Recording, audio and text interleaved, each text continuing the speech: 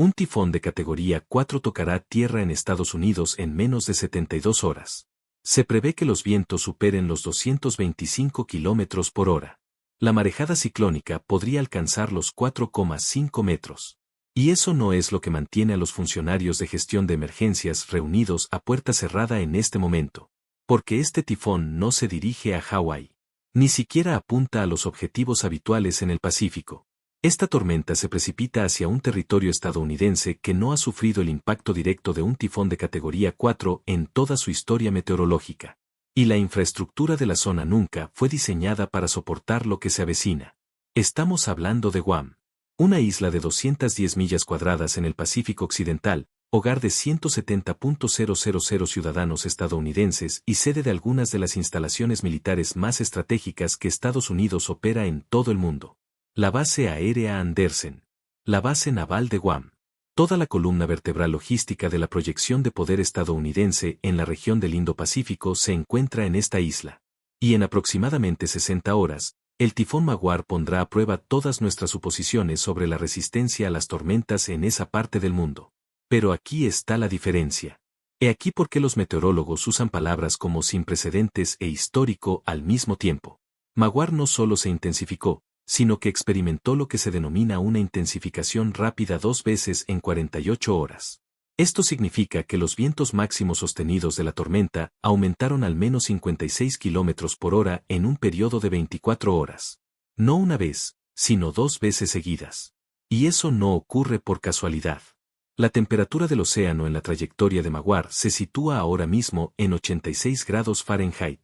Eso es 3 grados por encima del umbral en el que los sistemas tropicales empiezan a absorber energía térmica como un reactor descontrolado. El contenido de calor de la superficie del mar, que mide la cantidad de combustible térmico almacenado bajo la superficie, está por las nubes. Estamos hablando de lecturas anómalas incluso para esta región durante la temporada alta de tifones. Pero no estamos en plena temporada alta. Estamos a finales de mayo. Se supone que este es el periodo de calma. Quédate conmigo, porque el momento oportuno es más importante de lo que crees. Los códigos de construcción de Guam se actualizaron tras el tifón Paca en 1997. Aquello fue una tormenta de categoría 4 que causó daños catastróficos y obligó a la isla a replantearse la ingeniería de las estructuras para resistir este tipo de fenómenos. Se implementaron nuevas normas, anclajes de hormigón, sistemas de techado reforzados y contraventanas antihuracanes con capacidad para vientos de hasta 274 km por hora. La isla se reconstruyó partiendo de la premisa de que un evento como Paca representaba el máximo riesgo posible. El peor escenario. Ahora se pronostica que Magwar superará la intensidad de Paca. Y se mueve más despacio. Esto significa que la duración de los vientos destructivos será mayor. La marejada ciclónica tendrá más tiempo para desarrollarse. Las precipitaciones serán descomunales. Se prevén acumulaciones potenciales de 20 a 30 pulgadas en algunas zonas. En una isla donde el punto más alto está a solo 1.300 pies sobre el nivel del mar y la mayoría de la población vive a lo largo de la costa. Pero espera un momento. Porque la tormenta en sí, por catastrófica que sea, es solo una parte del problema. Lo que sucede después del tifón es donde comienzan a surgir los verdaderos problemas. Guam no está conectada a ninguna red eléctrica continental. No hay ningún estado vecino que pueda enviar camiones de servicios públicos y restablecer la electricidad en cuestión de días. La isla genera su propia energía a través de la Autoridad de Energía de Guam, y ese sistema está a punto de recibir el impacto directo de vientos sostenidos que podrían destruir la infraestructura de transmisión en toda la isla. Tras el tifón Magwar, Guam podría quedarse sin electricidad durante semanas. Quizás meses en algunas zonas. Y esto no es una suposición. Es la hipótesis de trabajo actual de la Agencia Federal de Gestión de Emergencias. Ahora bien, hay que tener en cuenta que Guam importa aproximadamente el 90% de sus alimentos y suministros. Todo llega por barco o por aire. La isla cuenta con reservas estratégicas, sí, pero estas se calculan en función de periodos de interrupción normales, unos pocos días, quizás una semana. No el tipo de aislamiento prolongado que podría provocar un huracán de categoría 4. Y si las instalaciones portuarias de Apra Harbor sufren daños importantes, algo muy posible dada la marejada ciclónica prevista, el reabastecimiento se convierte en una pesadilla logística que podría tardar semanas en resolverse. Y ni siquiera hemos hablado todavía del agua. El suministro de agua de Guam proviene de una combinación de pozos subterráneos y embalses superficiales. Ambos sistemas son vulnerables. El acuífero del norte, que abastece aproximadamente al 80% del agua potable de la isla, se encuentra en una formación caliza susceptible a la intrusión de agua salada durante las marejadas ciclónicas. Si el agua de mar contamina el acuífero, y las proyecciones de marejadas ciclónicas sugieren que es una posibilidad real, nos enfrentamos a un escenario en el que la principal fuente de agua dulce de la isla se vuelve inutilizable hasta que el sistema pueda ser limpiado y tratado. Este proceso no se lleva a cabo de la noche a la mañana.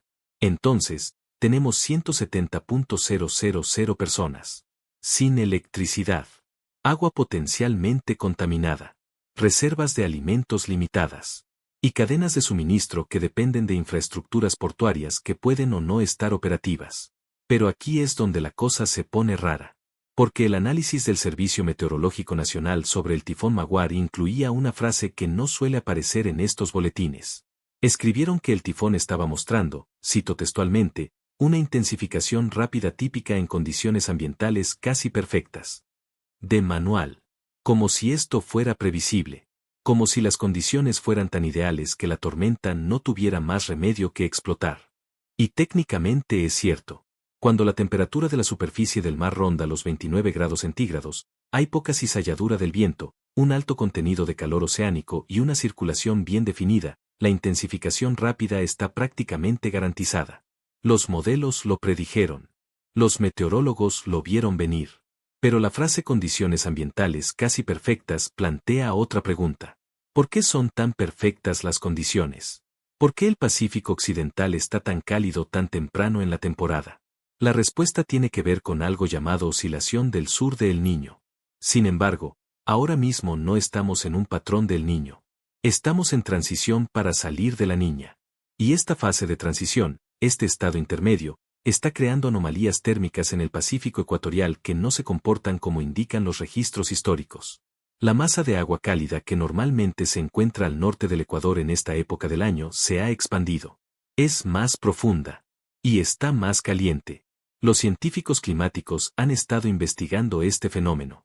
Se han publicado artículos al respecto. Los datos son indiscutibles. Pero las conclusiones, esas son más difíciles de precisar. Porque lo que estamos viendo ahora mismo en el Pacífico no encaja perfectamente en los modelos que usamos para predecir cómo se comportan los sistemas océano-atmósfera durante las condiciones neutras de ENSO. Las anomalías cálidas son demasiado persistentes. Los ciclos de retroalimentación son demasiado fuertes. Y tormentas como Maguar se alimentan de esta energía de maneras que sugieren que el medio ambiente mismo ha cambiado fundamentalmente. Ahora añade este detalle a todo lo que te acabo de contar. El tifón Maguar no es un caso aislado. Es la segunda tormenta con nombre en la cuenca del Pacífico Occidental esta temporada. El tifón Sambu se formó hace 2 semanas y se desplazó hacia el norte, rumbo a Japón, sin causar daños importantes. Sin embargo, Sambu también experimentó una rápida intensificación.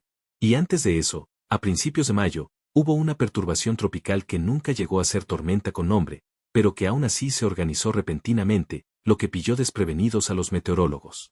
3 sistemas en 3 semanas. Todos ellos intensificándose más rápido de lo que sugeriría el promedio climatológico. Ese patrón empieza a parecerse menos a una variación aleatoria y más a una señal. La señal es clara. El Pacífico Occidental está preparado para un desarrollo hiperactivo de tifones. El combustible térmico está presente. Las condiciones atmosféricas son propicias. Y aún no hemos llegado a junio.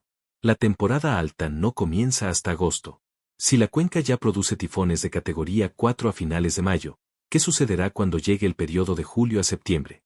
¿Cómo será esa temporada? Sigue así porque importa más que el primer resultado. Guam no es el único territorio estadounidense en el Pacífico Occidental.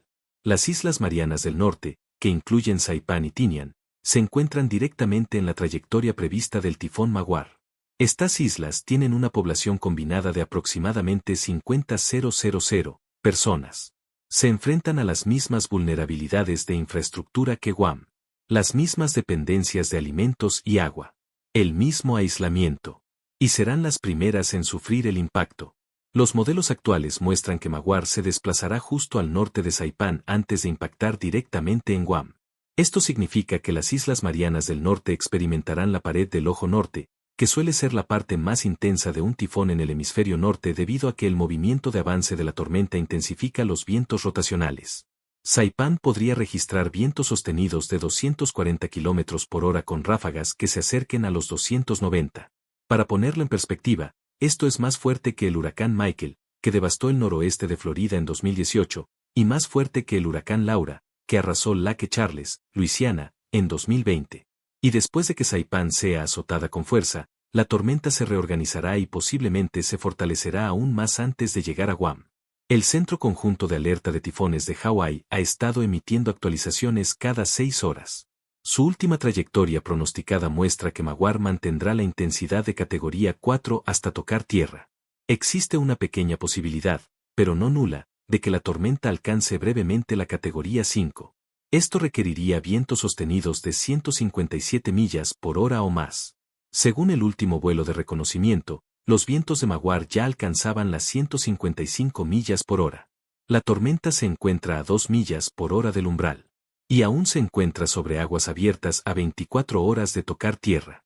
La presión atmosférica en el centro del ojo de Maguar ha descendido a 927 milibares.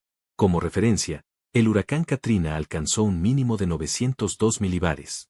El huracán María, que destruyó la red eléctrica de Puerto Rico en 2017, llegó a los 908 milibares. Maguar no se queda atrás. Además, la tasa de descenso de la presión, uno de los indicadores clave de intensificación, se ha acelerado. La tormenta continúa fortaleciéndose. Esa ni siquiera es la parte que más preocupa a los científicos. Porque la intensificación rápida es una cosa. Entendemos la mecánica. Agua caliente más baja cizalladura más humedad es igual a combustible. La tormenta se alimenta. Crece. Pero lo que está sucediendo con la estructura de Maguar es ligeramente diferente. El ciclo de reemplazo de la pared del ojo, que es un proceso natural en el que un tifón se desprende de su pared del ojo interior y forma una nueva, ocurrió inusualmente rápido. Normalmente, este proceso debilita la tormenta temporalmente a medida que la nueva pared del ojo se contrae. Maguar se debilitó durante unas 6 horas. Luego rugió aún más fuerte. La nueva pared del ojo se consolidó en una de las estructuras más simétricas y bien definidas que los meteorólogos han visto en años. La simetría en un ciclón tropical es un mal presagio. Significa que la tormenta es altamente eficiente. No hay fricción. No hay desequilibrio. El flujo de energía del océano a la atmósfera opera con una eficiencia termodinámica casi máxima. Y cuando una tormenta alcanza ese estado, se vuelve prácticamente inmune a las perturbaciones. No oscila. No se debilita a menos que el entorno la obligue a ello. Y ahora mismo, el entorno está haciendo lo contrario. La fuerza de Coriolis, que rige la rotación de los sistemas meteorológicos en función del giro de la Tierra, le otorga a Maguar un impulso angular adicional debido a su latitud. La tormenta se encuentra a 13 grados de latitud norte. Esto la sitúa lo suficientemente lejos del ecuador como para beneficiarse de la energía rotacional, pero lo suficientemente cerca del ecuador térmico como para acceder a las aguas más cálidas. Se encuentra en la zona óptima para la intensificación de tifones, y allí permanecerá. El gobernador de Guam ha declarado el estado de emergencia. La FEMA ha preposicionado suministros. El ejército ha evacuado al personal no esencial y asegurado las aeronaves. La base aérea Andersen ha retirado sus bombarderos estratégicos y aviones cisterna de la isla. Los buques de la Armada han zarpado. A los residentes que permanecen en la isla, los 170.000 civiles y el personal militar esencial, se les ha ordenado refugiarse en estructuras reforzadas. Las escuelas se han convertido en centros de evacuación. Los hospitales operan con generadores de respaldo. La isla se prepara para la emergencia. Pero la preparación tiene sus límites cuando la tormenta sobrepasa la capacidad de diseño de la infraestructura. Y esa es la parte silenciosa que nadie menciona en voz alta en las conferencias de prensa. La infraestructura crítica de Guam, su red eléctrica, sus plantas de tratamiento de agua, sus torres de telecomunicaciones, todo fue diseñado para sobrevivir a un evento de la magnitud de Paca. Categoría 4 con vientos de alrededor de 140 millas por hora. Maguar impactará con vientos de 150 millas por hora o más. Y la diferencia entre 140 y 150 no es lineal. Es exponencial. La fuerza del viento aumenta con el cuadrado de la velocidad. Un aumento de 10 millas por hora en la velocidad del viento se traduce en un aumento aproximado del 15% en la fuerza destructiva. Esa es la diferencia entre la infraestructura que sobrevive y la infraestructura que falla catastróficamente. Otro factor que no recibe suficiente atención son las precipitaciones. Los tifones no son huracanes. La nomenclatura es diferente, sí, pero la estructura también es ligeramente distinta. Los tifones del Pacífico Occidental tienden a tener un diámetro mayor y transportan más humedad porque se forman sobre cuencas oceánicas más cálidas y extensas. Las bandas de lluvia de Maguar se extienden a más de 640 kilómetros del centro. Guam estará dentro de esas bandas durante al menos 18 a 24 horas. La intensidad de las precipitaciones durante el paso del ojo podría superar los 7,6 centímetros por hora. De forma sostenida. Durante horas. Los sistemas de drenaje de Guam no fueron diseñados para semejante diluvio. Las inundaciones repentinas serán generalizadas. Los deslizamientos de tierra representarán una grave amenaza, especialmente en el interior de la isla, donde el terreno es escarpado y el suelo ya está saturado por las lluvias recientes. Las carreteras quedarán intransitables. Y una vez que comiencen las inundaciones, no importará lo bien construida que esté tu casa. Si el agua sube lo suficiente, te encontrarás en una situación de supervivencia. Y todo esto ocurre en una isla cuya existencia el resto de Estados Unidos prácticamente olvida hasta que algo sale mal. Guam está a 9.600 kilómetros de Los Ángeles. Está más cerca de Tokio que de Honolulu. Tiene su propia zona horaria, su propia economía y su propio ritmo. Solo aparece en las noticias nacionales cuando Corea del Norte amenaza con lanzar misiles, como ocurrió en 2017, o cuando un tifón está a punto de arrasarla. E incluso entonces, la cobertura es breve, unos cuantos titulares, un par de fotos aéreas de los daños y después, la actualidad sigue su curso. Pero quienes viven allí no pueden simplemente seguir adelante. Tienen que reconstruir. Tienen que restaurar. Tienen que vivir con las consecuencias. Y tras el tifón Maguar, esas consecuencias serán largas, brutales y costosas de una manera que la mayoría de los estadounidenses no pueden comprender, porque nunca han tenido que vivir en una isla aislada donde la ayuda tarda días o semanas en llegar. La última vez que un tifón de categoría 4 impactó directamente en Guam fue en diciembre de 1997. El tifón Paka llegó con vientos sostenidos de 240 kilómetros por hora y dejó una cicatriz en la isla que tardó años en sanar. La estimación oficial de los daños fue de $500 millones. Pero esa cifra no refleja la magnitud total del problema. Porque en 1997, la población de Guam era menor. La infraestructura era menos compleja. La presencia militar era menos crucial para la seguridad regional. Y la isla tuvo tiempo para prepararse porque la trayectoria de Paka se siguió durante días con bastante precisión. El tifón Maguar les dio a los meteorólogos menos de 96 horas desde su formación hasta alcanzar la categoría 4. La tormenta pasó de ser una depresión tropical a un supertifón en el transcurso de un fin de semana largo. Y esa compresión del tiempo, esa escalada repentina, se está convirtiendo en el nuevo patrón. Tenlo presente. Lo que está ocurriendo ahora mismo en el Pacífico Occidental forma parte de un cambio más amplio en el comportamiento global de los ciclones tropicales. Y los datos al respecto se acumulan de forma tan evidente que ya no se pueden ignorar. Un estudio publicado el año pasado en Nature Communications analizó 40 años de datos satelitales sobre las tasas de intensificación de los ciclones tropicales. La conclusión fue contundente. Las tormentas se intensifican más rápido ahora que en las décadas de 1980 y 1990. La tasa de eventos de intensificación rápida, definidos como un aumento de la velocidad del viento de 56 km por hora en 24 horas, ha aumentado aproximadamente un 50% en las últimas 4 décadas. El 50%. Eso no es un cambio marginal. Es un cambio fundamental en el comportamiento del sistema. Las razones son exactamente las que cabría esperar si se ha estado prestando atención a las tendencias de la temperatura oceánica. El contenido de calor en la superficie del océano ha aumentado en todas las principales cuencas de ciclones tropicales. El Golfo de México está más cálido. El Caribe está más cálido. El Pacífico Occidental está más cálido. Las aguas frente a la costa de Australia están más cálidas. Y el agua más cálida significa más energía disponible para que las tormentas la aprovechen. Es termodinámica. El océano es una batería. La tormenta es el dispositivo que la descarga. Y ahora mismo, la batería está sobrecargada. Pero aquí es donde la cosa se pone rara de nuevo. Debido a que el aumento en la intensificación rápida no se distribuye de manera uniforme, algunas cuencas experimentan cambios más drásticos que otras. El Pacífico Occidental, donde actualmente se encuentra el tifón Maguar, ha registrado el incremento más pronunciado. Esto es importante porque el Pacífico Occidental es la cuenca de ciclones tropicales más activa del planeta. Genera más tormentas con nombre por año que el Atlántico, el Pacífico Oriental y el Océano Índico juntos. En promedio, el Pacífico Occidental produce alrededor de 25 tormentas con nombre anualmente. Compárese con el Atlántico, que tiene un promedio de aproximadamente 14. Así pues, al aumentar la tasa de intensificación en la cuenca que ya produce la mayor cantidad de tormentas, el riesgo se multiplica exponencialmente. No solo se producen más tormentas, sino que se generan más tormentas que alcanzan la categoría de huracán mayor o supertifón.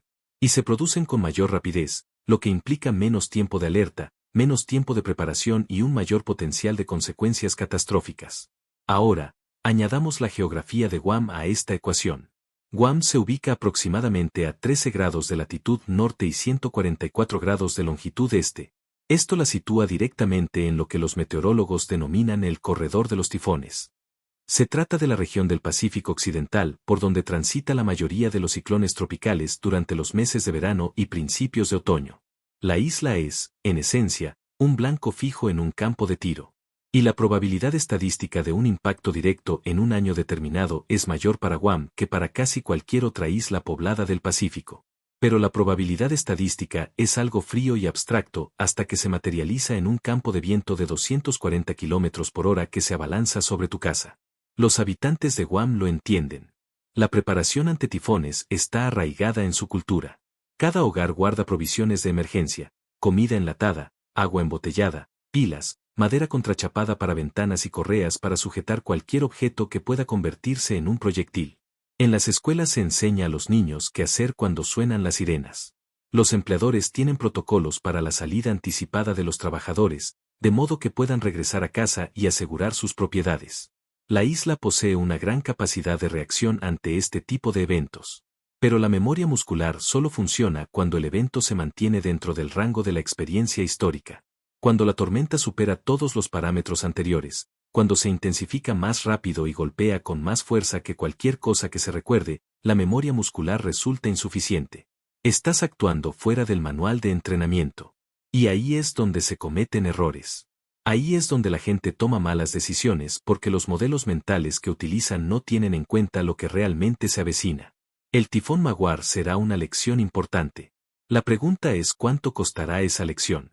En este momento, la tormenta se encuentra a unos 250 kilómetros al este-sureste de Guam y se desplaza hacia el oeste-noroeste a 19 kilómetros por hora.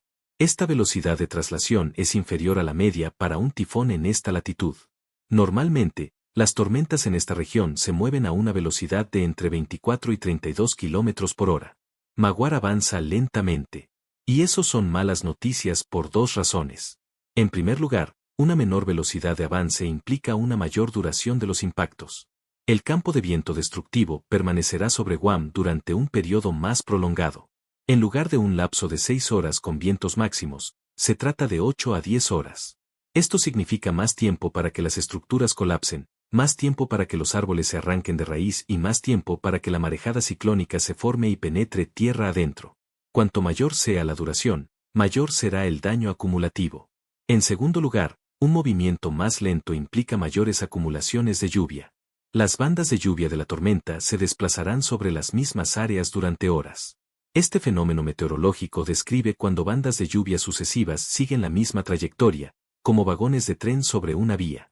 Cada banda descarga varios centímetros de lluvia. Cuando se acumulan varias bandas sobre la misma ubicación, las consecuencias pueden ser catastróficas. Las inundaciones repentinas se convierten en inundaciones prolongadas. Los ríos se desbordan. Los embalses se rompen. Los sistemas de drenaje urbano colapsan por completo. Agatña, la capital de Guam, se ubica al nivel del mar en la costa occidental de la isla. Alberga a unos 1000 habitantes, pero es el centro administrativo y comercial. Edificios gubernamentales, bancos y negocios se encuentran en la zona de marejada ciclónica. Las proyecciones actuales indican una posible marejada de entre 3,6 y 4,5 metros por encima de la marea alta normal. El malecón de Agatna está diseñado para soportar una marejada de aproximadamente 2,4 metros. Cualquier marejada superior a esta desborda el muro e inunda todo el centro de la ciudad. Y la marejada ciclónica no solo inunda, sino que arrasa. No es agua estancada, sino agua en movimiento impulsada por la fuerza del océano. Cuando una marejada de 4,5 metros llega a la costa, arrastra escombros, barcos, coches, restos de edificios. Todo ello se convierte en arietes que impactan contra las estructuras y las debilitan hasta que colapsan. Y una vez que las estructuras colapsan, se convierten en más escombros que aumentan la fuerza destructiva. Es un fallo en cadena. Y es muy difícil detenerlo una vez que empieza. Sigue así porque es más importante de lo que crees. El último pronóstico de intensidad del Centro Conjunto de Alerta de Tifones indica que Magwar mantendrá la categoría 4 al tocar tierra y luego se debilitará gradualmente al interactuar con el terreno de Guam. Sin embargo, debilitarse gradualmente es un término relativo. Incluso después de que pase el ojo del huracán y la tormenta comience a alejarse, Guam seguirá enfrentando vientos sostenidos de 160 km por hora o más durante varias horas. Eso sigue siendo fuerza de huracán. Eso sigue siendo suficiente para causar daños significativos. Y luego está la otra cara de la moneda. En el hemisferio norte, el cuadrante frontal derecho de un ciclón tropical es el más peligroso, ya que el movimiento de avance de la tormenta aumenta la velocidad del viento rotacional. Pero el cuadrante posterior izquierdo, la parte trasera, presenta una amenaza diferente: los tornados. Los tifones y huracanes suelen generar tornados en sus bandas de lluvia exteriores, especialmente cuando la tormenta comienza a debilitarse y aumenta la cizalladura del viento. Estos tornados suelen ser breves y relativamente débiles en comparación con los de las grandes llanuras, pero en una isla que ya ha sido azotada por vientos sostenidos de 240 km por hora, incluso un tornado débil puede causar devastación localizada. Los responsables de emergencias de Guam se están preparando para esto. Es posible que se emitan alertas de tornado incluso mientras el tifón aún esté activo. Esto plantea un desafío de comunicación, ya que se les pide a las personas que se refugien de dos amenazas diferentes simultáneamente. ¿Deben permanecer en su refugio contra tifones y esperar que un tornado no lo azote? ¿O deben trasladarse a una habitación interior en el piso más bajo? Las recomendaciones se vuelven confusas cuando se trata de peligros combinados. Pero dejemos esa complejidad de lado por un momento. Porque hay otro aspecto que aún no se ha abordado. Guam no es solo un centro de población civil. Es una base de operaciones avanzada para las Fuerzas Armadas de Estados Unidos en una región del mundo cada vez más conflictiva. La base aérea Andersen alberga la 36ª ala, que opera bombarderos estratégicos, aviones cisterna de reabastecimiento en vuelo y aeronaves de inteligencia, vigilancia y reconocimiento. La base naval de Guam alberga submarinos de ataque, buques de superficie e infraestructura de apoyo logístico. Estas instalaciones son cruciales para lo que el Pentágono denomina proyección de poder en el Indo-Pacífico. Si China atacara Taiwán, si Corea del Norte intensificara las tensiones en la península, o si se produjera cualquier contingencia militar importante en la región, Guam sería el centro de coordinación de la respuesta. Es el portaaviones insumergible del Pacífico Occidental. Excepto que no es insumergible. Es una isla. Y las islas son vulnerables. El tifón Magwar está a punto de demostrar cuán vulnerables somos. La Fuerza Aérea ya ha evacuado sus activos estratégicos. Los bombarderos B-52, los B-1 Lance y los aviones cisterna KC-135 han sido trasladados a bases alternativas en Hawái y en el territorio continental de Estados Unidos. Es el protocolo habitual. No se dejan aviones multimillonarios en pista cuando se aproxima un tifón de categoría 4. Pero no todo se puede trasladar. Infraestructura terrestre. Instalaciones de radar. Sistemas de comunicaciones. Almacenamiento de combustible. Búnkeres de municiones. Todo eso tiene que resistir la tormenta en su lugar. Y si alguna de estas capacidades resulta dañada o destruida, la preparación operativa de las fuerzas estadounidenses en la región se ve afectada. No necesariamente de forma catastrófica, sino más bien deteriorada. Y en un entorno geopolítico de alto riesgo, el deterioro de las capacidades es algo que los adversarios perciben. Observan. Evalúan. Ajustan sus propios cálculos en función de lo que observan. China cuenta con satélites de vigilancia. Observarán los daños causados por el huracán en Guam. Verán cuánto tiempo tarda el ejército estadounidense en recuperar su capacidad operativa. Y lo tendrán en cuenta en su planificación estratégica. Esto no es especulación. Así funciona la competencia entre grandes potencias. Se detectan todas las debilidades. Se catalogan todas las vulnerabilidades. Ahora bien, esta es la parte que debería preocuparte más que la tormenta en sí, porque el tifón Magwar es un fenómeno aislado. Tocará tierra. Causará daños. Pasará. Comenzará la recuperación. Pero las condiciones que permitieron que Magwar se intensificara tan rápidamente, las temperaturas del océano, los patrones atmosféricos, las anomalías térmicas en el Pacífico Occidental, no van a desaparecer. Persisten. Y apenas estamos a finales de mayo. La temporada de tifones del Pacífico Occidental se extiende de mayo a noviembre, con la mayor actividad generalmente en agosto y septiembre. Si la cuenca ya está generando tifones de categoría 4 en mayo, y si el contenido de calor oceánico se mantiene elevado, entonces la probabilidad estadística de que se produzcan tifones importantes adicionales es alta. Muy alta. Y Guam se encuentra en el centro de todo. Un estudio publicado el año pasado por la Universidad de Guam examinó la exposición de la isla a los ciclones tropicales durante los últimos 50 años. Los resultados fueron contundentes. Guam ha estado a menos de 160 kilómetros del centro de un tifón, en promedio, una vez cada 2 años. Sin embargo, la intensidad de estas tormentas ha ido en aumento. El número de tifones de categoría 3 o superior que han pasado dentro de ese radio se ha duplicado desde el año 2000 en comparación con las 2 décadas anteriores. El doble. Eso no es una anomalía estadística. Es una tendencia. Las tendencias tienen inercia. No se revierten fácilmente. El océano no se va a enfriar de la noche a la mañana. Los patrones atmosféricos que favorecen la rápida intensificación no van a desaparecer. Estamos atrapados en una trayectoria donde los tifones importantes en el Pacífico Occidental son cada vez más frecuentes e intensos. Y Guam está sufriendo las consecuencias de esa trayectoria. Así que, cuando veas las imágenes del tifón Magwar tocando tierra, cuando veas las palmeras dobladas horizontalmente, la marejada ciclónica inundando las carreteras costeras y los techos arrancados de los edificios, comprende que no estás presenciando un evento aislado. Estás viendo un anticipo de lo que ocurrirá cada año en el futuro previsible. Y la isla tiene que sobrevivir a cada una de ellas. El costo económico del tifón Paca en 1997 fue de $500 millones. Ajustado a la inflación, eso equivale a unos $950 millones en la actualidad. Se pronostica que el tifón Magwar será más fuerte que Paca.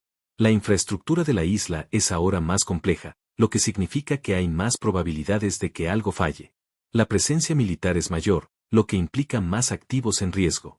Y el costo de los materiales y la mano de obra para la reconstrucción ha aumentado significativamente. Las primeras estimaciones, aún muy aproximadas porque la tormenta todavía no ha llegado, sugieren que Magwar podría causar daños totales de entre 1.000 y $2.000 millones. Esto supera el PIB anual total de Guam. La economía de la isla sufrirá un duro golpe que se sentirá durante años. Las primas de los seguros se dispararán. La inversión se ralentizará. El turismo, que constituye una parte importante de la economía local, se desplomará porque nadie querrá vacacionar en una isla que acaba de ser devastada por un tifón. La recuperación lleva tiempo. Tras el paso del huracán Paca, la isla tardó casi 2 años en restablecer por completo el suministro eléctrico y de agua en todas las zonas. Después de que María azotara Puerto Rico en 2017, algunas partes de la isla estuvieron sin electricidad durante más de un año.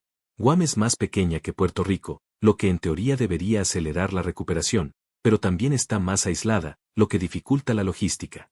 El tiempo se acaba. Magwar tocará tierra en menos de 48 horas. Y cuando lo haga, 170.000 estadounidenses experimentarán una de las tormentas más poderosas que hayan azotado suelo estadounidense en la historia moderna. Y la mayor parte del país ni siquiera se dará cuenta. En cada gran desastre, hay un momento específico en el que lo abstracto se vuelve real. Cuando los modelos de pronóstico, las imágenes satelitales y las declaraciones de emergencia dejan de ser datos en una pantalla y se convierten en vientos huracanados que arrancan el techo de tu casa. Para la gente de Guam, ese momento está a unas 36 horas de distancia. Y el peso psicológico de la espera es casi peor que el desastre en sí. Porque no se puede luchar contra un tifón. No se puede negociar con él.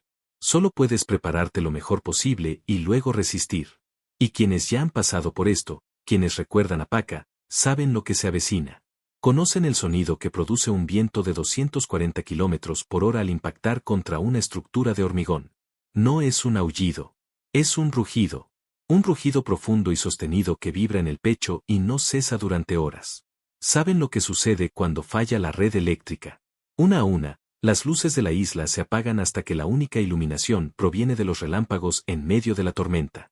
Saben a qué huele la marejada ciclónica. Sal, diésel y putrefacción, todo mezclado mientras el océano invade lugares a los que nunca debió llegar. Y saben cómo suena el silencio después de que pasa el ojo del huracán y se produce esa inquietante ventana de calma de 30 minutos antes de que llegue la parte trasera de la tormenta y el caos comience de nuevo. Pero esto es lo que desconocen. Esto es lo que nadie sabe. Desconocen si esta tormenta superará el umbral establecido por Paca. Desconocen si esta será la que finalmente sobrepase los límites de resistencia de la infraestructura crítica de la isla. Desconocen si la recuperación llevará semanas, meses o años. Y esa incertidumbre es corrosiva. Te consume mientras esperas. El tifón Maguar presenta actualmente un ojo casi perfectamente circular en las imágenes satelitales. Su diámetro es de aproximadamente 24 kilómetros, un tamaño relativamente pequeño para una tormenta de esta intensidad. Esto es importante, ya que los ojos más pequeños generalmente se correlacionan con vientos máximos más fuertes. Cuanto más cerrada sea la circulación, con mayor eficiencia la tormenta puede convertir la energía térmica en energía cinética. Es como cuando un patinador artístico acerca los brazos al cuerpo durante un giro, la rotación se acelera. La pared del ojo del huracán se observa en el radar como un anillo casi sólido de convección extrema. En términos meteorológicos, esto significa que la tormenta está operando a su máxima eficiencia. No hay oscilaciones ni asimetrías, simplemente es un motor térmico perfectamente organizado que avanza lentamente hacia tierra. Y sigue sobre aguas abiertas. Sigue alimentándose. La temperatura de la superficie del mar a lo largo de la trayectoria actual de Maguar se mantiene estable en 86 grados Fahrenheit. No hay agua más fría que interrumpa el suministro de combustible. No hay cizalladura del viento que disipe la tormenta. Las condiciones atmosféricas son lo que los meteorólogos denominan propicias. Todo lo que la tormenta necesita para mantener o incluso aumentar su intensidad está presente. Y la tormenta lo sabe. En las últimas 6 horas, la presión central de Maguar descendió otros 3 milibares, situándose ahora en 924 milibares. Para ponerla en perspectiva, cualquier ciclón tropical con una presión central inferior a 930 milibares se encuentra en una atmósfera enrarecida. Se trata de tormentas que alcanzan una intensidad que solo se produce unas pocas veces por década a nivel mundial. Y Maguar está a punto de descargar esa intensidad directamente sobre territorio estadounidense. El último pronóstico del Centro Conjunto de Alerta de Tifones ha variado ligeramente. La trayectoria proyectada ahora sitúa el centro del ojo directamente sobre el extremo norte de Guam. Este es el peor escenario posible para la isla, ya que significa que toda la isla experimentará los vientos más fuertes. Si el ojo hubiera pasado al norte de Guam, la parte sur de la isla se habría librado de lo peor. Si hubiera pasado al sur, las comunidades del norte habrían tenido un respiro. Pero un ataque directo sobre el extremo norte significa que nadie se libra. Toda la isla recibe el impacto con toda su fuerza. Y se prevé que toque tierra a última hora de la tarde, hora local. Ese es el peor escenario posible. Porque cuando un tifón toca tierra de noche, no se puede ver lo que ocurre. Estás a oscuras, literal y figuradamente. No puedes evaluar los daños en tiempo real. No puedes decidir si evacuar una estructura que se está derrumbando porque no te das cuenta de que la estructura está fallando hasta que es demasiado tarde. Estás ciego. Y estar ciego durante un tifón de categoría 4 es aterrador de maneras difíciles de describir si nunca lo has vivido. Los responsables de emergencias en Guam son plenamente conscientes de esto. Han estado emitiendo actualizaciones cada pocas horas, instando a la población a completar sus preparativos antes del anochecer del día anterior a la llegada del huracán. Porque una vez que se pone el sol y comienzan a llegar las bandas exteriores, es demasiado tarde para hacer nada. Ya no hay vuelta atrás. Estás en tu refugio. Y no te irás hasta que pase la tormenta. Pero no todos hacen caso. Siempre hay un porcentaje de la población que subestima la amenaza. Ya han vivido tormentas tropicales. Han visto vientos fuertes.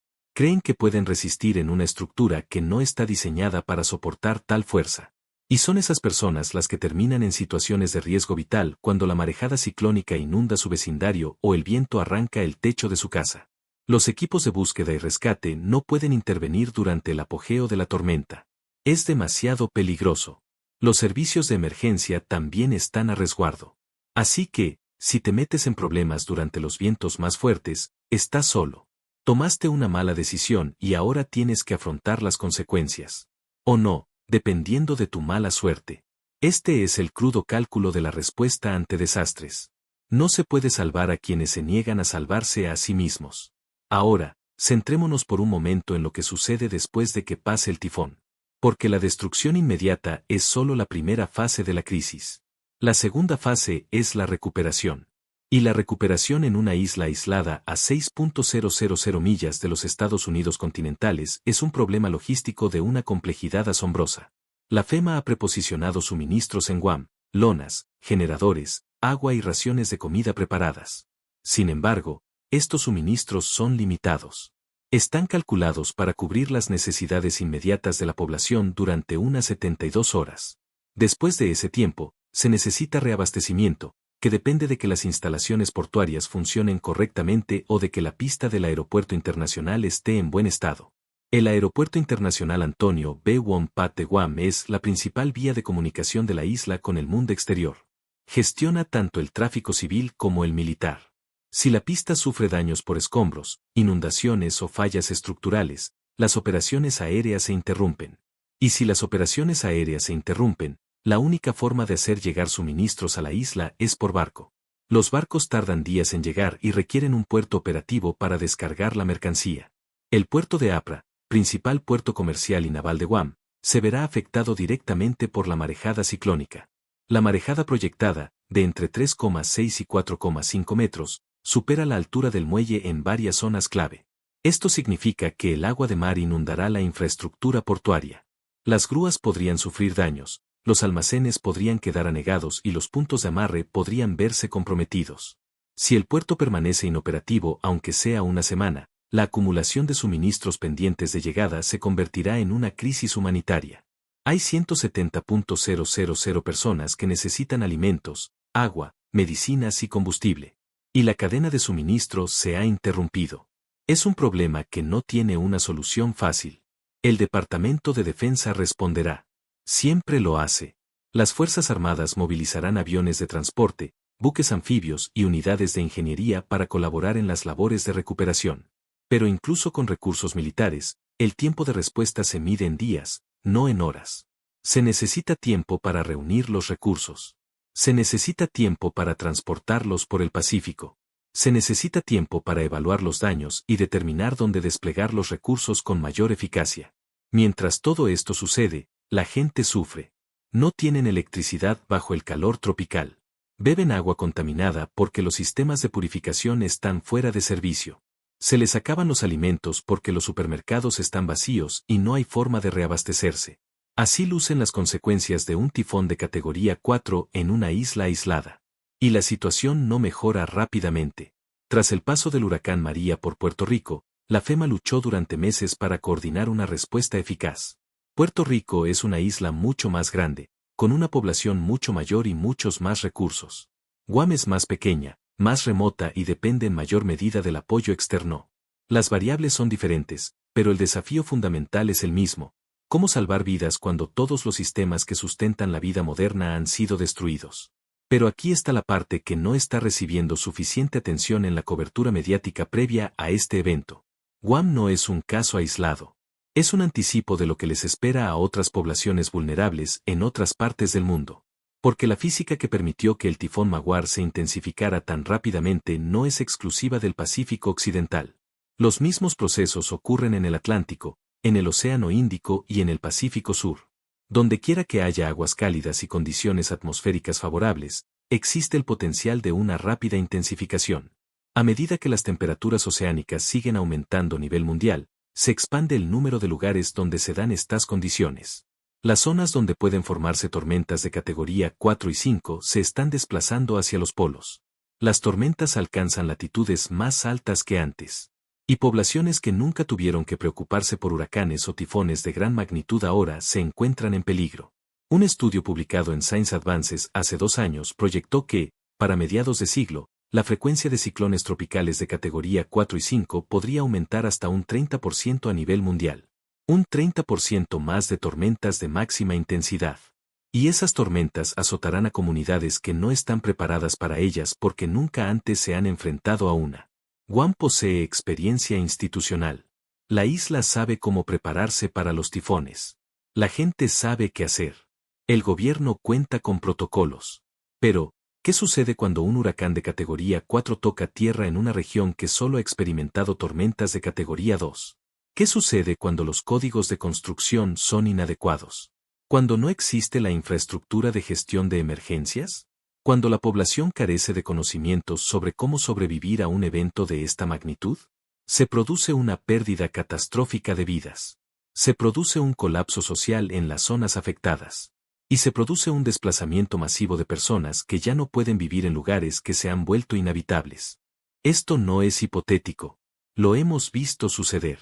El huracán Katrina desplazó a más de 1 millón de personas de la costa del Golfo. Muchas de ellas nunca regresaron. El huracán María provocó un éxodo de población de Puerto Rico que aún continúa. Casi medio millón de personas abandonaron la isla en los años posteriores a la tormenta. No se fueron por voluntad propia. Se fueron porque el lugar que consideraban su hogar quedó destruido y la recuperación fue demasiado lenta, incompleta e incierta. Guam se enfrenta al mismo riesgo. Si el tifón Maguar causa la destrucción que pronostican los expertos, y si la recuperación se prolonga durante meses o años, la gente se marchará. Se mudarán a Hawái, al continente, a cualquier lugar que ofrezca estabilidad e infraestructura funcional. Y una vez que se vayan, puede que no regresen. Eso alteraría radicalmente el carácter de la isla. Disminuiría la población. Debilitaría la economía. Reduciría la importancia política y estratégica de Guam en el contexto más amplio de los intereses estadounidenses en el Indo-Pacífico. Y eso tiene implicaciones que van mucho más allá de la recuperación tras el desastre. Porque si Guam se despobla o deja de ser económicamente viable, entonces resulta más difícil justificar la presencia de instalaciones militares allí.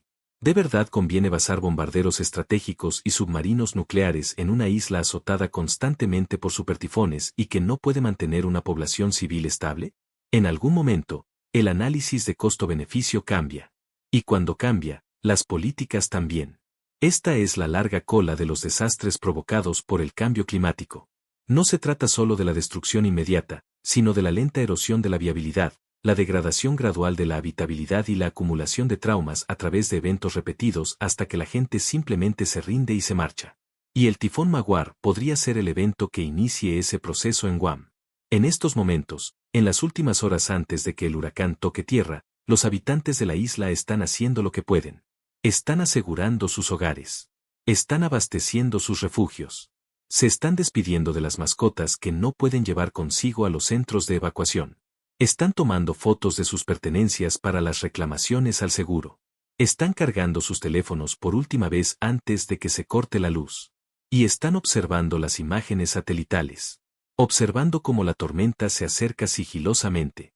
Observando cómo el ojo del huracán se estrecha, cómo las nubes giran en espiral y cómo el océano se agita.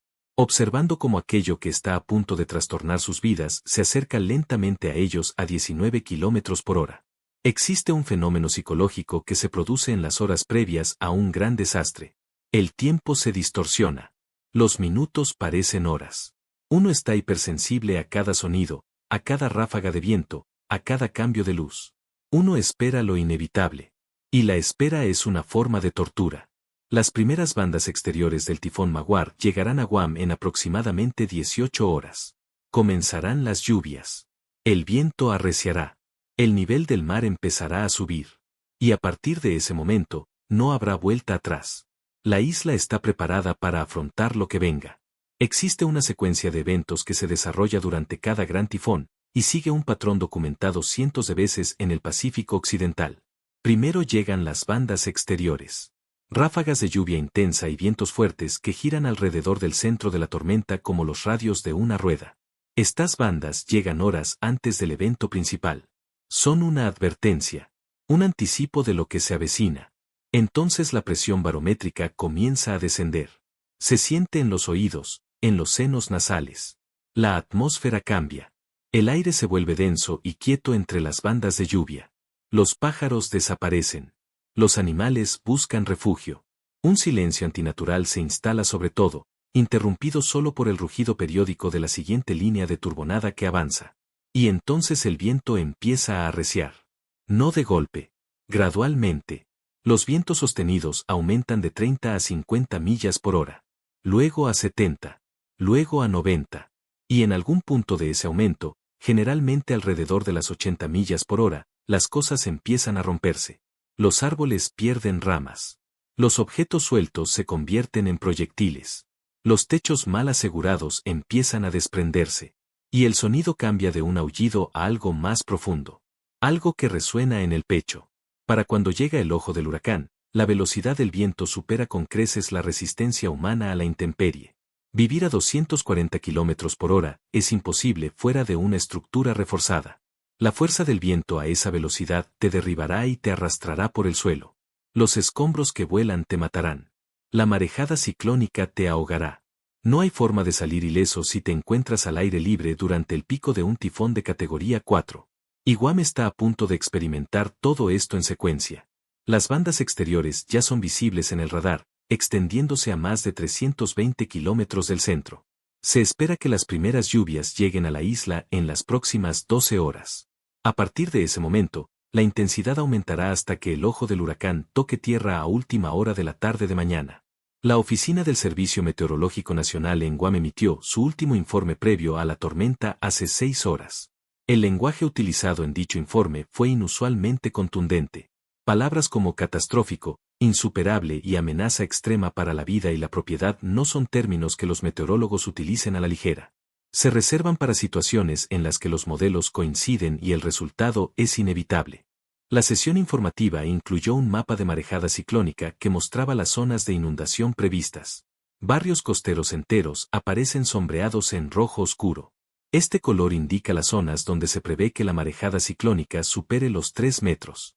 En esas zonas, las viviendas de una sola planta quedarán completamente sumergidas. Quienes permanezcan en ellas corren un grave riesgo de ahogarse.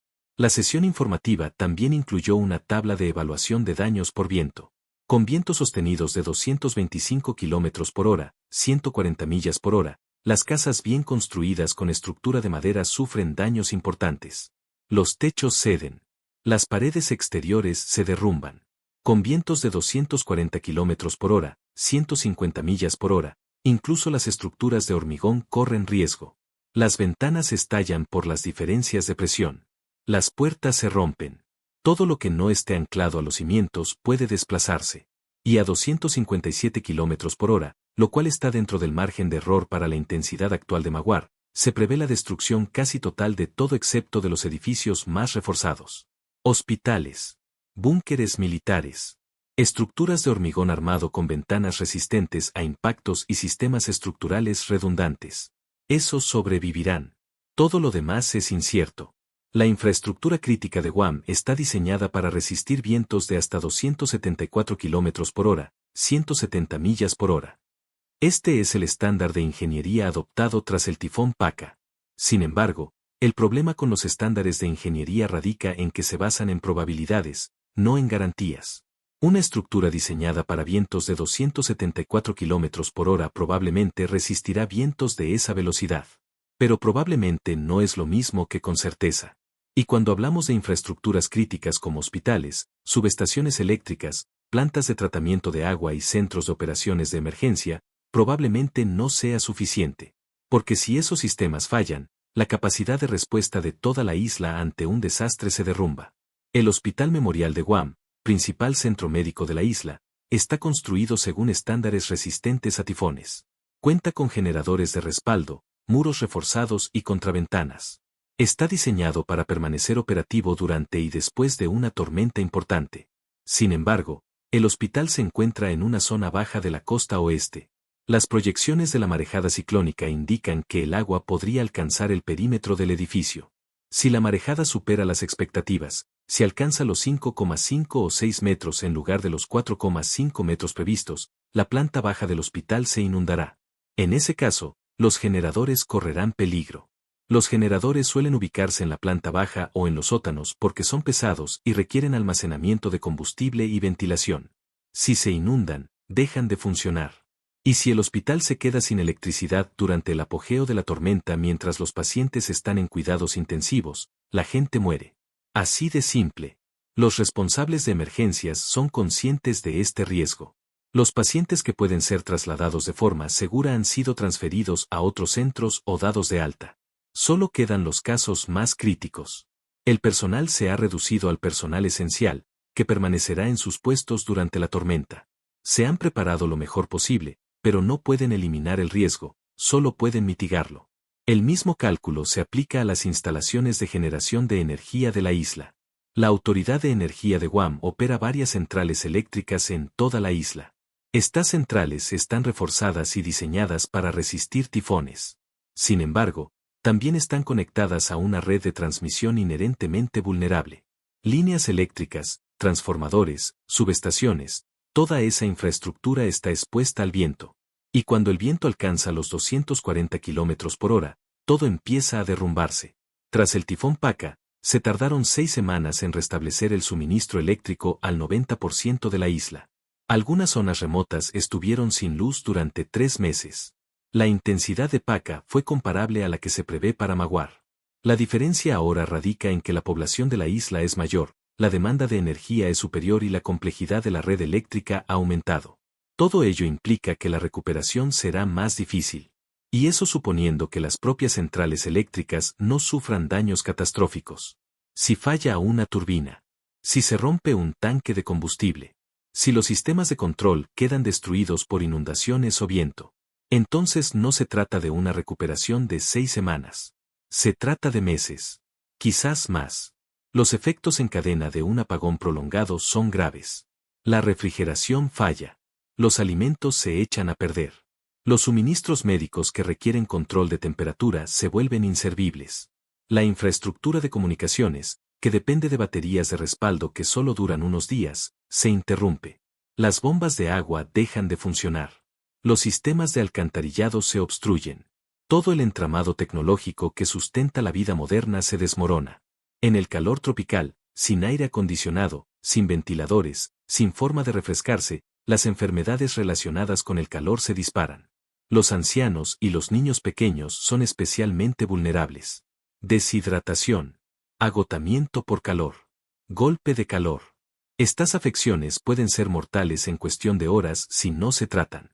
Y si los hospitales están saturados o son inaccesibles debido a inundaciones y carreteras bloqueadas por escombros, el tratamiento se vuelve imposible.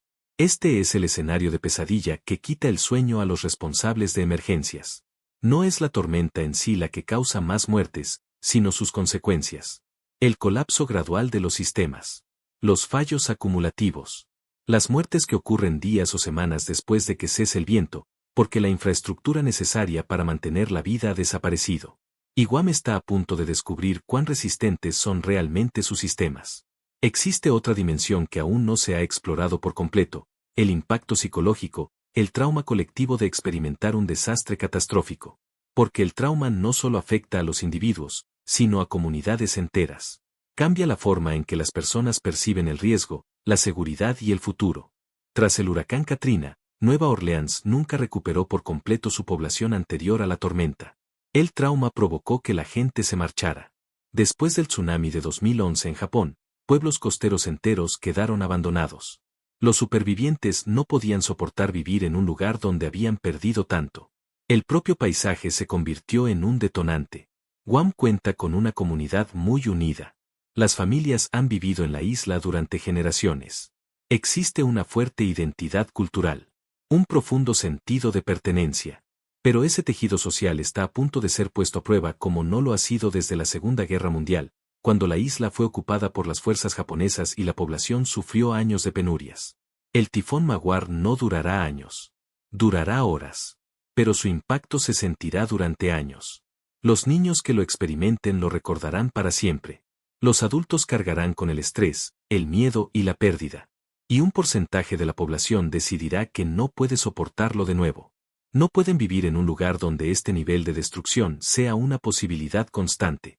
Y con las proyecciones climáticas que muestran que tormentas como Magwar son cada vez más frecuentes, resulta más difícil ignorar ese cálculo.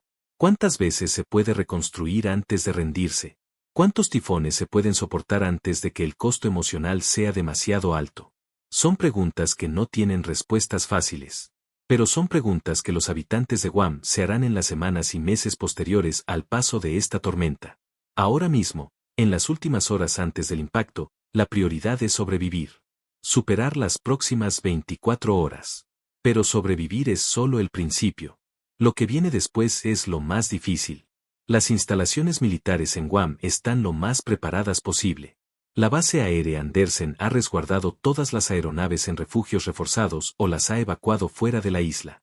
La base naval de Guam ha trasladado los buques mar adentro, lejos del puerto, donde podrían sufrir daños por la marejada ciclónica o ser arrastrados contra los muelles por el viento.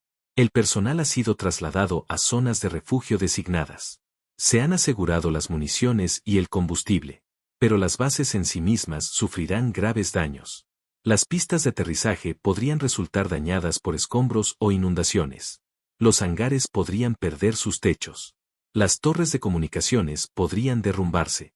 Y si los daños son lo suficientemente graves, podrían pasar semanas o meses antes de que se restablezca la plena capacidad operativa. Eso representa un problema en una región donde las Fuerzas Armadas estadounidenses ya están sobrecargadas. Si las bases de Guam quedan fuera de servicio, aunque sea temporalmente, la posición estratégica en el Pacífico Occidental se deteriora. No se derrumba, pero sí se debilita. Y en un entorno geopolítico de alto riesgo, donde China está expandiendo su presencia militar y Corea del Norte sigue siendo impredecible, cualquier disminución de la capacidad es significativa. El Pentágono está siguiendo de cerca la situación. Tienen planes de contingencia. Siempre los tienen. Pero estos planes solo funcionan si los daños se mantienen dentro de los parámetros previstos. Si Magwar supera esos parámetros, si la tormenta causa más destrucción de la pronosticada por los modelos, entonces los planes de contingencia podrían no ser suficientes. Y los adversarios también están atentos. Pueden estar seguros de que la inteligencia china está monitoreando la situación. Están siguiendo la trayectoria de la tormenta. Están evaluando su impacto potencial. Y están calculando cuánto tiempo le tomará a Estados Unidos recuperar su capacidad operativa en Guam. Esta es la dimensión oculta de los desastres climáticos en lugares de importancia estratégica.